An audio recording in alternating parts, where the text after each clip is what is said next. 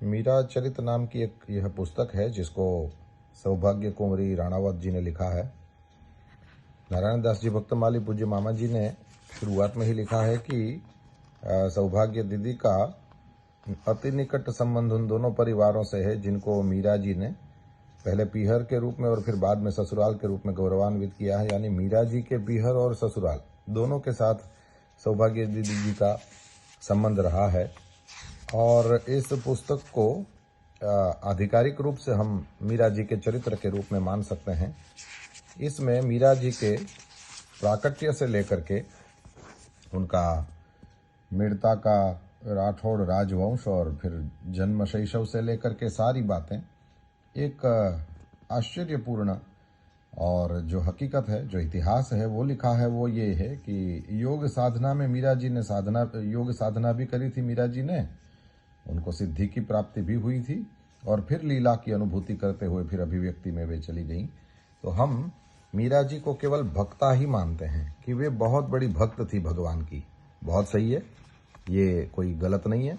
लेकिन मीरा जी ने ये भक्ति मार्ग में जब प्रवेश किया और भगवान की वे पूजा आदि करती थी तो हृदय से तो वे भक्त ही थी, कोई इसमें तो कोई दो राय नहीं है। संगीत की उन्होंने शिक्षा आदि भी प्राप्त करी थी, लेकिन उन्होंने योग साधना भी करी थी और न केवल योग साधना करी थी, उस योग साधना में वे सिद्धि तक चली गई थी। यह एक ऐसी बात जो बहुत ज़्यादा सुनने को नहीं मिलती। ये इसी पुस्तक के 51वें पेज पर यहाँ से एक रात मीरा की नींद खुली तो उसे लगा कि उसकी नाभि के पीछे मेरुदंड में कुछ सुरसुराहट और फड़कन हो रही है।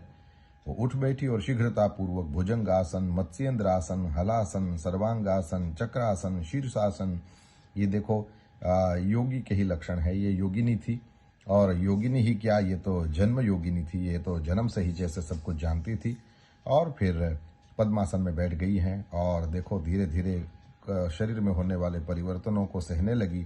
आसन को दृढ़ किया, मन को नाभि चक्र में स्थापित किया और रित्सर यहाँ पर लिखा है कि वहाँ से कोई वस्तु ऊपर उठने के लिए जैसे संघर्ष कर रही है और पलक झपकते ही लहरदार वस्तु वहाँ से उठी और छाती कंठ प्रदेश में रुकने का बहाना करते हुए भ्रू मध्य में आ लगी।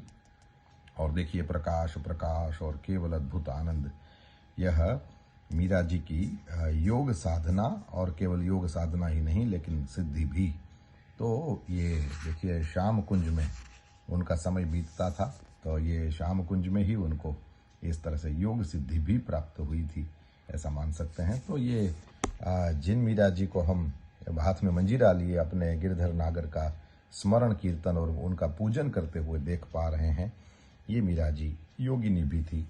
शायद यह सबको पता नहीं है और यह पुस्तक ये सब दर्शाती है और ये बड़ी आधिकारिक रूप से लिखी गई पुस्तक माननी जानी चाहिए, क्योंकि सौभाग्य कुंवरी जी का मीरा जी के पीहर और मीरा जी की ससुराल दोनों परिवारों से संबंध रहा और उन्होंने सबके कर्णोपकर्ण जो भी सुना था वो भी लिखा है और बहुत सारी चीज़ें एकत्र करके भी लिखी थी। मुझे लगता है मीरा जी के इस दिव्य भक्त के चरित्र को यदि कोई अच्छे से जानना चाहता है तो इस पुस्तक का उसको स्वाध्याय करना चाहिए। जय जय मीरा गोपाल।